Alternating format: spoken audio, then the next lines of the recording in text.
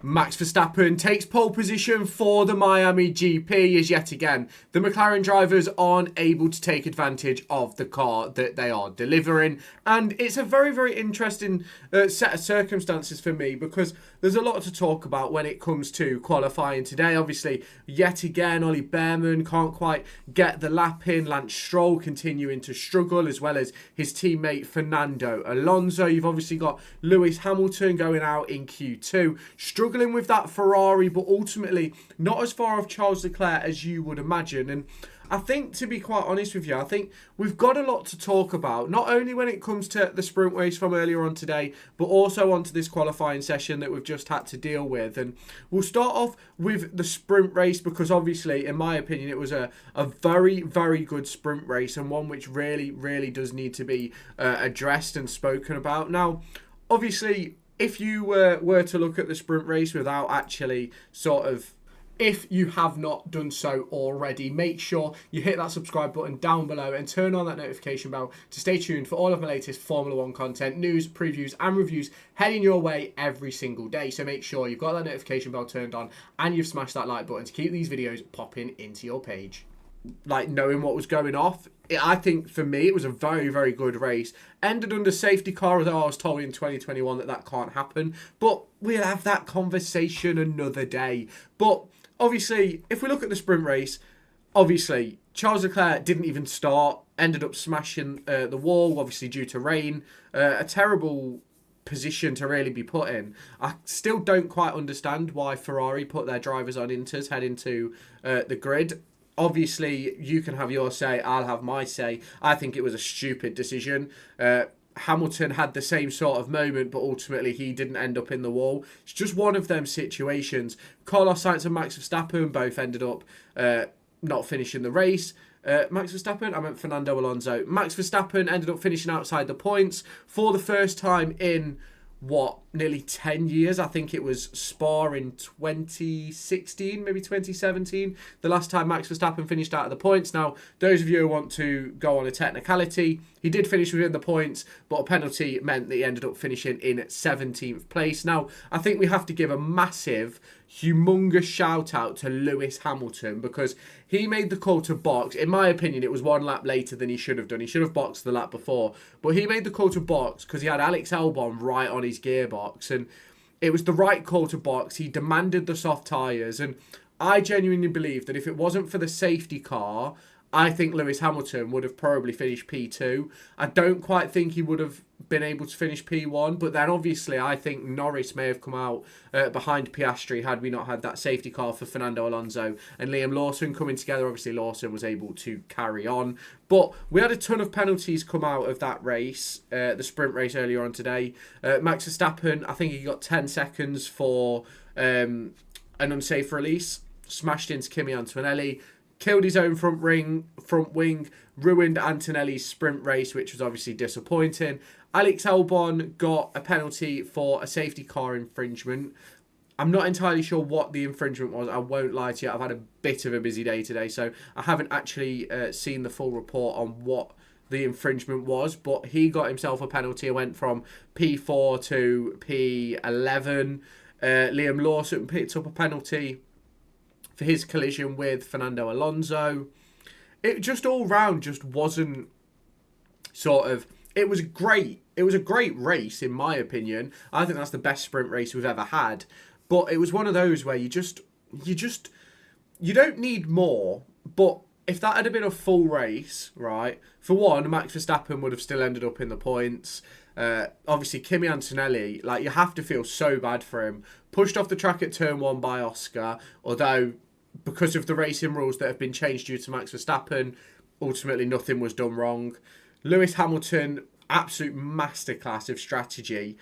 And there's all these conversations that you can have down the grid. I think there was a couple of penalties that I probably missed as well, but you got Pierre Gasly picking up a point, Antonelli picking up 2 points, Tsunoda, the only Red Bull racing driver to score points, Lance Stroll picking up another set of points over Fernando Alonso, George Russell, Lewis Hamilton picking up 6 points, and I'm not gonna complain about the sprint race. I thought it was quite good. I just think that obviously with the safety car at the end, it's another Miami race where Lando Norris has benefited from obviously having that sort of safety car. And I know that people like to talk about safety cars and influential safety cars and things like that. And I think we've seen a lot of them over the course of the last 3 or 4 years, probably more so than in previous years. And obviously you can have your say on that down in the comments. But for me, I've had a keen interest in Formula One since I was like 5 or 6 really, but I've sort of been really into it probably since 2016, 2017, and it's sort of one of those where I sort of have felt like now when a safety car comes, it's because of how tight the pace gaps are now, it makes so much more difference. Where if you go back 3, 4, well, if you go back to the old regulation set, like in qualifying alone, you'd have a second between the top 10. You've now got 3/4 of a second, and that isn't even, for some of them, that isn't even a best lap because some of them are having to run laps on used tyres. Like, I think if you look at the gap between Max and I think it was Hulkenberg who went out in P16, I think the gap at the end of Q1 from P1 to P16 was about 0.6 of a second, whereas you go a few years back and you're looking at seconds between P20 and P1, and I do think it's a crazy turn of events that we've seen with Formula One over recent years. I don't necessarily believe that these regulations have worked in the way that they were hoped to have worked, but ultimately that's just a situation we have to deal with. Now, let's talk about qualifying. The first 5 out was Ollie Behrman, Lance Stroll, Pierre Gasly, Fernando Alonso and Nico Hulkenberg. Behrman's had a little bit of a stinker in terms of qualifying recently. I think he finished 20th in Jeddah, I think he finished 20th in Bahrain as well, 20th again today, 20th in the sprint quali yesterday. So it just hasn't been great. Lance Stroll, we know the situation with Lance Stroll. I think he's got the record for most Q1 exits. You've obviously then got the conversation around the Alpines, Pierre Gasly dropping out, Jack Doohan going through. Obviously, there's a lot of conversations going on about Jack Doohan heading into sort of Imola, where there's a lot of talk about him not being in the seat for that race. But obviously, at the moment, he's just out-qualified his teammate, Pierre Gasly. So he's going to be turning around and going, you know what? I think I deserve that seat. You've then got Fernando Alonso in P17. I just don't think Aston Martin are that good. And I think it's the Fernando Alonso effect. He's gone backwards with Aston Martin. Obviously, Aston Martin were a back runner, found themselves to be a front runner in 2023 after development from Sebastian Vettel and Lance Stroll. And since Fernando Alonso's come in, they've just slowly gone backwards and backwards and backwards. And obviously, they do have Adrian Newey. Nico Hulkenberg, decent lap from him, not the greatest. Obviously, Bortoletto out qualifying him. But it's one of those where it's so tight, the margins at the moment, and you have to have that conversation with the likes of, if you don't maximise the car, you're going out, and that's the situation. The next 5 to go out was Lawson in 15, Doohan in 14th, Bortoletto in 13th, Hamilton in 12th, and Isaac Hadjar in P11. I'm pretty sure the gap between P10 and P11 wasn't that big at all. Isaac Hadjar knew straight away when he crossed the line it wasn't enough. Lewis Hamilton's locked up at turn 17 about 4 times this weekend and did it again in his final lap. And if he hadn't have done that, I think he would have gone ahead of Charles Leclerc, if I remember rightly, by the sector times. But obviously, that's just one of those situations that's why you don't want to lock up. And we can speak glowingly about Hamilton's sprint race, and we'll probably be having this conversation tomorrow night after the Grand Prix is finished, saying that Lewis Hamilton's done an excellent recovery drive, but he's got a lot of cars ahead of him that are going to sort of, realistically, are going to be hard to pass. Like, there's both Williams drivers to pass. The Haas is going to be a difficult car to pass. There's Yuki in there as well. There's Isaac Hadjar, who's going to be difficult to overtake.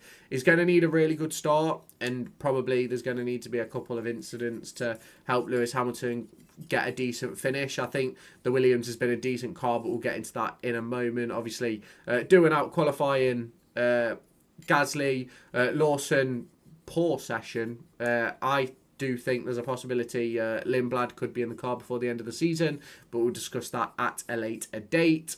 Gabby Bortoletto, decent lap from him, obviously doing better than his teammate. Isaac Hadjar, very unlucky not to get into Q3, but it's just one of those circumstances. We then go into the top 10.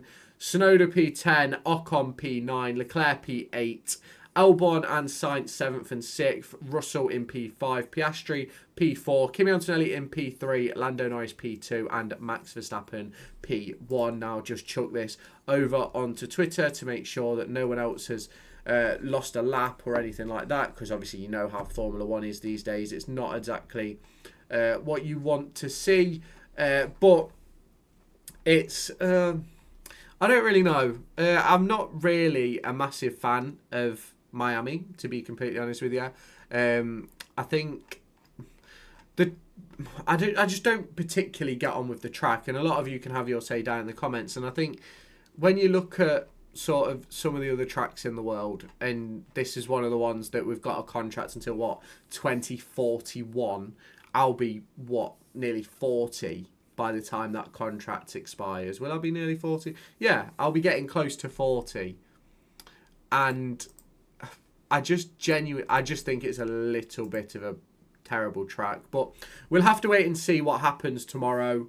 It's going to be an interesting one, no matter what happens. Hopefully some more rain, a little bit more strategy masterclasses from the likes of Lewis Hamilton and things like that. But you can always let me know your thoughts down in the comments. If you have not done so already, make sure you hit that subscribe button, turn on that notification bell, hit the like button as well, and I'll catch you in my next video.